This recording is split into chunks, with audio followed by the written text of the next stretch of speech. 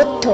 আপনি কি জানেন পবিত্র কোরআন শুনলে ক্যান্সার হয় না, আর যদি ক্যান্সার সেল শরীরে থেকেও থাকে তাহলে তাও মারা যায়। দীর্ঘ সময় ধরে আল্লাহকে সেজদা দিলে জ্ঞান ও বুদ্ধি শক্তি বাড়ে, মাথা ব্যথার সমস্যা হয় না, চুল পড়া দূর হয়ে যায়। এই মেসেজটি ফরওয়ার্ড করতে শয়তান আপনাকে বাধা দিবে, কিন্তু আপনি এটা হতে দিবেন না। আর সব কন্ট্রাক্ট নাম্বারে সেন্ড করে দিন। কোরআন ও নবীর সুন্নত ও তার সম্মানিত সাহাবী এবং আহলে বাইতের অনুসরণ করুন। ক্যান্সার একটি ভয়ঙ্কর রোগ। অনেক মানুষ আছে যারা নিজেরাই এটাকে দাওয়াত দিয়ে নিয়ে আসে। ছোট অথচ সাধারণ কিছু পদক্ষেপ গ্রহণ করলেই এই রোগ থেকে বাঁচা যায়।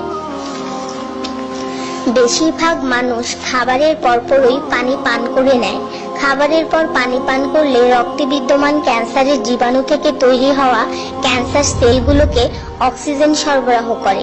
নবী পাক সাল্লাল্লাহু আলাইহি ওয়াসাল্লাম বলেছেন, খাবারের আগে পানি পান করা শেফা, খাবারের পরপরই পানি পান করা কলেরা রোগের কারণ। তাই সর্বোত্তম হলো খাবার শেষ করার কিছুক্ষণ পর পানি পান করা। তিনি আরো বলেছেন, 1 চিমটি লবণ খেয়ে খাবার শুরু করো আর 1 চিমটি লবণ দিয়ে খাবার শেষ করো। এই কথাগুলো তাদেরকেও জানিয়ে দিন যারা আপনার কাছে জীবনের চেয়েও প্রিয়।